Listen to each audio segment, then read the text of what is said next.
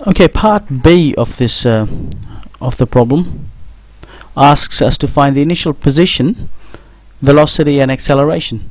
Okay, so we need to find the initial position, velocity and acceleration. Now what does this mean? The initial position. Okay, essentially what it is saying is, what is the position of the particle P when time is equal to 0, effectively at t0, which we defined way back here. Okay, the initial position. Okay, its starting point at t equals 0, because t is greater than or equal to 0.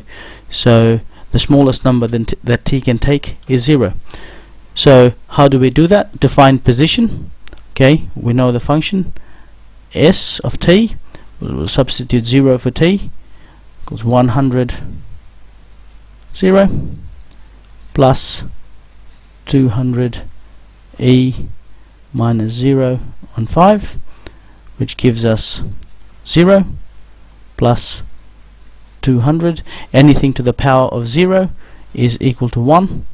So our initial position is 200 centimeters. So P is at 200 centimeters when t is equal to 0.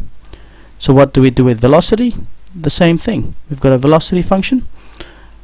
Substitute that into the velocity function, which is up here, which is 100 minus 40 e to the t on 5.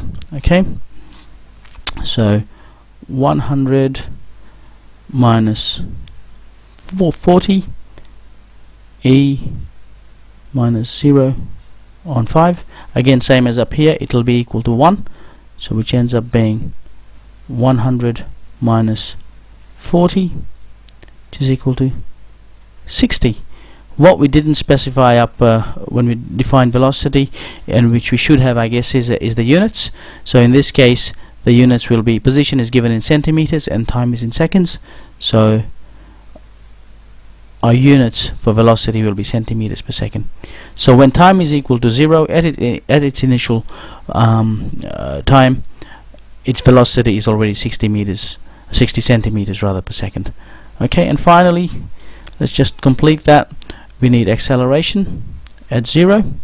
Okay, just recalling what the acceleration function. I've lost my mouse. There it is. Okay, that's 8 t on 5. Seems to be pretty straightforward. Okay, we've got 8 e to the oops, that's 0 on 5. That's again 1. So the acceleration at t equals 0 is 8. Now the unit for acceleration is centimeters per second squared. Okay, so we have our three values when time is equal to 0, and for completeness it's usually probably nice to just write, we can say at t equal to 0, okay, its position is equal to, I've forgotten what that was now, 200 centimeters.